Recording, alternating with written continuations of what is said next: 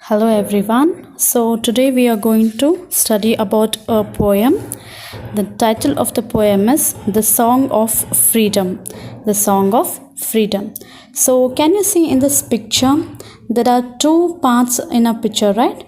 So the first part you can see the people are treated as slaves. The people are treated very badly, and in the second part of the photo can you see the people are very happy, they're dancing, they're singing, they're enjoying. Do you know what does these two parts tell us about? Why are these two parts in these different situations? Okay, I'll tell you. The first part which you see, it is the state, it is the condition of India when we were ruled by the Britishers. When we were ruled by the Britishers, the condition of the people in India, it was the same as you can see in the first part of the photo. In the second part of the photo, which is below, you can see that people are very happy, they are singing, they are dancing, everything. So that is the photo taken when we got freedom from the Britishers. So this poem is related to the same topic. So let's see what we learn from this poem. First, let's start from the poet. Let's know about the author of the poem. Do you know who is the author of the poem? It's none other than Chinnaswamy Subramanya Bharati. His name is Chinnaswamy Subramanya Bharati. He is basically a Tamil poet. This poem which you're going to study now, it is written in Tamil, but it is later translated to English by Prema Nandakumar. Prema Nandakumar, she has translated this Tamil poem into English, but this poem basically it is written in Tamil because Chinnaswamy Subramanya Bharati, who is the author of this poem, he is a Tamilian. So come, let's learn about Chinnaswamy Subramanya Bharati. Chinnaswamy Subramanya Bharati was a writer, poet, journalist, Indian independence activist and social reformer from Tamil Nadu. See, he's as I told you before, he's from Tamil Nadu. So this poem was written in Tamil. So Chinnaswamy Bharatiya, he was a writer as well as a poet, as well as a journalist, and even an Indian independence activist. Indian independence activist, you learned in the last lesson, right? Bhagat Singh, you learned about Bhagat Singh, right? So in north we were talking about Bhagat Singh. In the same time in south, that is in Tamil Nadu, even many people were struggling for freedom. This is a lesson related to the struggle which people had before our independence, the people who were struggling for our independence. So even Chinnaswamy Subramanya Bharati, like Bhagat Singh, even he was fighting for our freedom, but in a different manner. Bhagat Singh was an revolutionist, right? You remember, he was a revolutionary. But Bharatiya, he was not a revolutionary. He fought for independence in a different manner. Let's see how it was. Popularly known as Mahakavi Bharatiyar.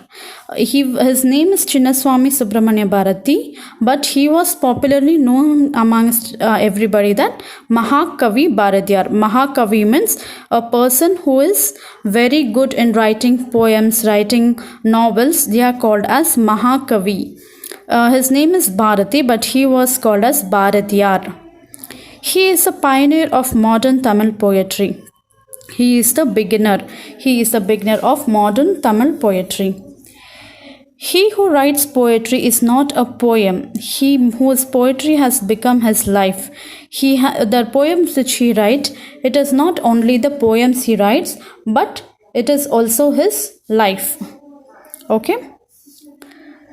And who has made his life his poetry. It is who is the poet. Subramanya Bharati is the real poet who fulfills this definition. Okay, so now we have learnt about the poet.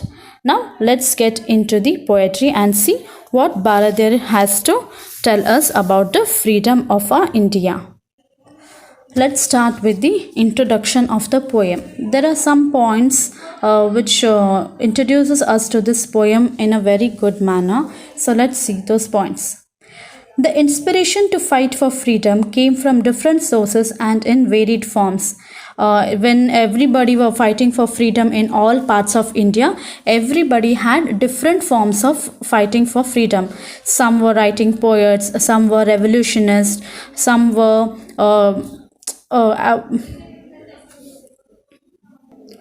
some people like Gandhiji, they were following ahimsa. So there were different kinds of people who were fighting in a different manner to get our freedom from the Britishers. So there were different forms of inspirations and different forms of sources for the fight for our freedom. The well-known Tamil poet Subramani Bharati used verses as his medium to awaken the slumbering people of India.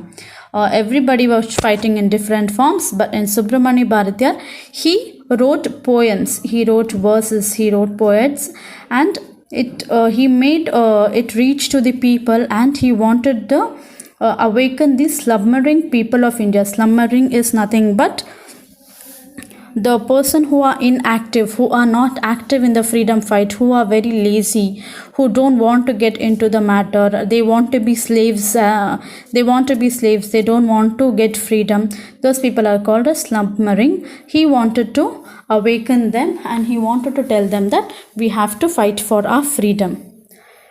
He inspired the people to overthrow the foreign rule and reform the country so that it could become an India which every Indian could be proud of. He says that he awakens the people to throw away the foreigners' rule from here and get freedom for our country.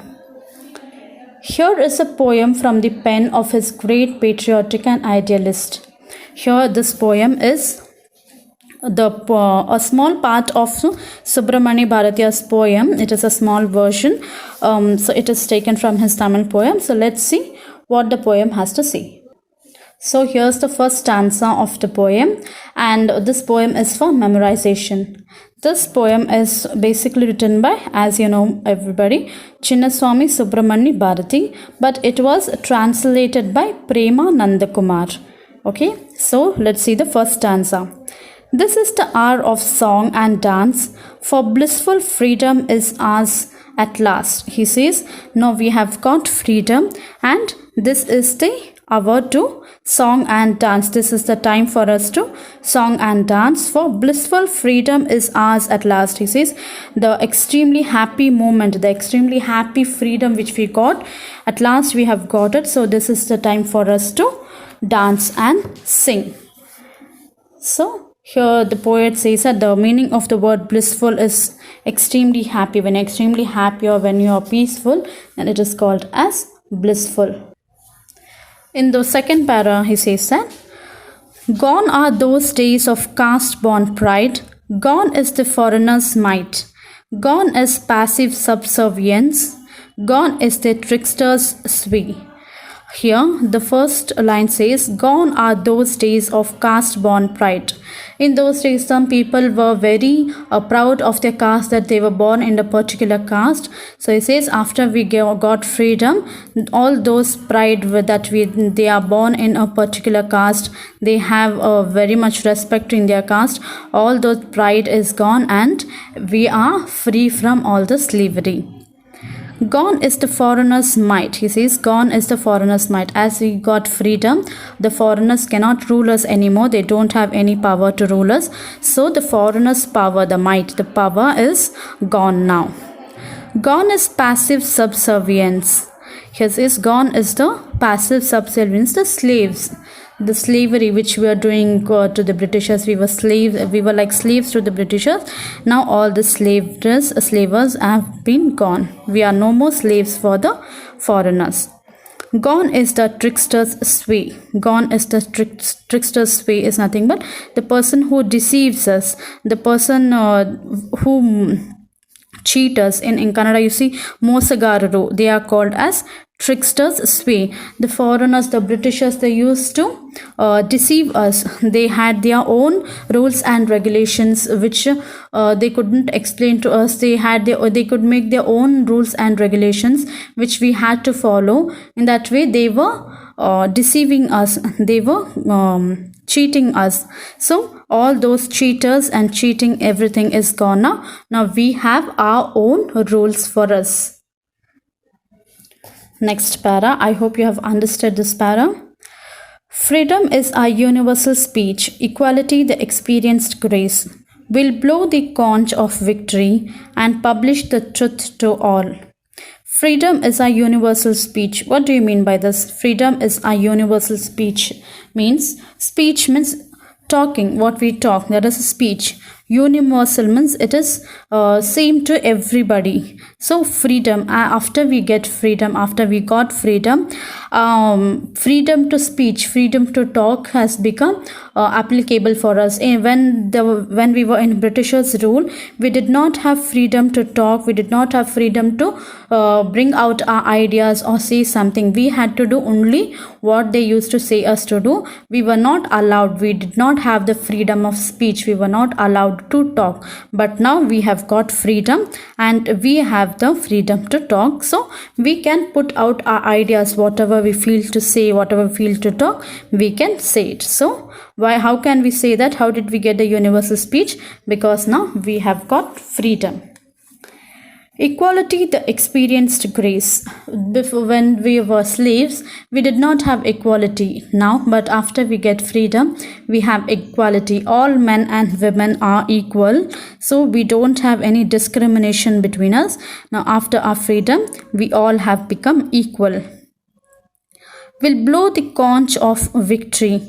We'll blow the conch of victory. Means conch is nothing but it is a shell. In Kannada we call it as shanka, right? I hope everybody knows it. Shanka. So we'll blow the conch of victory. He says that now we have succeeded, we have got our freedom. So we will blow the conch and we will let everybody know that we have got victory and publish the truth to all. By blowing the conch, we will tell everybody in the nation that we have got freedom from the Britishers. So now let's go to the fourth para. We see that all are equal born. Now lie and deceit are dead. Only the good men are great. Ruin has ceased and wicked. So in this para, we'll come to know that how after our freedom, what all is gone away from us. We see that all are equal born. After our freedom, we assure that everybody who are born in this nation, in this motherland, everybody are equal. All men and women, all types of caste people, everybody are equal. None is greater, none is small. Now lie and deceit are dead. Deceit is nothing but the person who cheats us, who bluff us, the people who lie us. Now lie and deceit are dead. He means to say that lie and deceit. Who used to lie us and deceit us? Who used to cheat us? The Britishers, right? Here in this sentence, the lie and deceit, it is said for the Britishers. It is said that after our freedom, the people who used to lie us, who used to cheat us, they are dead. Dead in sense, they are not really dead. It means that they have gone away far from us and now we are free from them. Only the good men are great. Only the good men. Who are the good men? The people who have good thoughts, good actions, good deeds. Those people are called as good men. Now here, after we get freedom, now in this country, in our country, there are only good people and only the good men are great. We will not experience any bad things now, as we have only good men in our country. Ruin has ceased and wicked. Ruin is nothing but destroyed. Destroyed has ceased and wicked. Destroyed means when we were slaves under the British rule, all our culture, our traditions and all our temples, everything were destroyed by the Britishers. So now the people who destroyed everything, they are seized. Seized means they are taken away. They are taken away from us, and the wicked people, the bad people, the evil people, even they are away from us. So now we can follow our traditions and our cultures. All the destroying things are taken away. So let's go to the fifth para. Honor to the plowman and the worker, shame to the glutton and the rake. We'll not water the wastelands, nor sweat for the idler's wheel. Here he says that honor to the plowman and the worker. He says that we no need to honor the great people, the rich people, but we have to honor. Honor is nothing but we have to respect. We have to respect the plowman and the workers. Plowman is nothing but he's a farmer. A farmer is called as a plowman. A plowman and the worker who works for us, we have to respect them. We have to honor them and not all the rich people. Shame to the glutton and the rake. He says shame. We don't have respect for. Glutton is nothing but a person who is very greedy, who wants everything for himself. Those people are called as glutton, the greedy people. And the rake. Rake are nothing but people who have bad habits like gambling, drinking and all. These people are called as rake. Okay. So we now no more we will have respect for the greedy people and the rake people. We will have respect only for the plowman and the workers.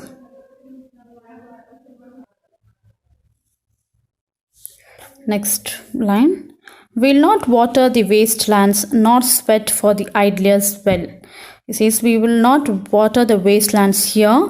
Wastelands means desert.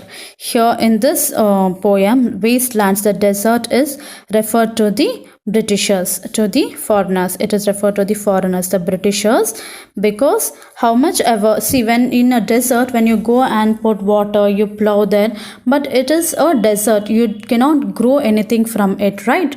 So he says that how much ever we work for the Britishers, they will not honor us, they will not respect us. So he says we will not water the wastelands. He says we are not going to work for them anymore because it is a waste.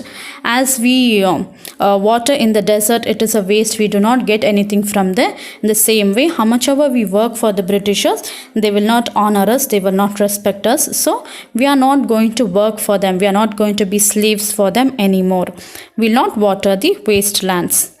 Not sweat for the idler's wheel. He says not sweat for the idler's wheel. Not sweat means sweat is nothing but we will not work for them. We will not work for the idler's wheel. Idler is nothing but a person who is very lazy, who does nothing. He doesn't do anything. Somari, we call it in Kannada, right? Somarigalu. So it is idler. Idler's wheel. We will not work for the lazy people's will. Wheel is nothing but will. In Old English, it is called as wheel, but now presently we call it as will. Okay, so we will not work for the lazy person's will. We will not sweat. We will not sweat for them, and they have to do their own work. We will not work for them. Here comes the last para, sixth para. We've learned that this is our own land. We have learned now that this is our own land and we will work for our land. It will be forever ours, he says. Now we have got freedom and it will be forever ours. Nobody can take it away from us. It is our motherland now. No nation shall enslave us again. Enslave means to make slaves. No nation, once we have let the Britishers come inside our country and rule us, but not again. We will not let any other nation to enslave us. We will not let any other nation to rule us. Now this is our nation and we will take care of our land. We will not allow any other persons to come and slave us again. We'll prosper serving God, our sole Lord. It says now in our country we have got freedom now and we will grow. We will develop ourselves, our country, by serving the God and our sole God. Our sole God is nothing but the only God which we have, that is work. Work is worship. Here in this sentence he doesn't point out to any Lord or any God. He says that the meaning of this line is work is worship. Work is our only Lord, our sole God. So we will work very hard and we will prosper our country. We will grow our country. We will develop our country. So this is the end of the poem. I hope everybody have understood it. Thank you. If you like my video, please like, share and subscribe to my channel, and don't forget to press the bell icon.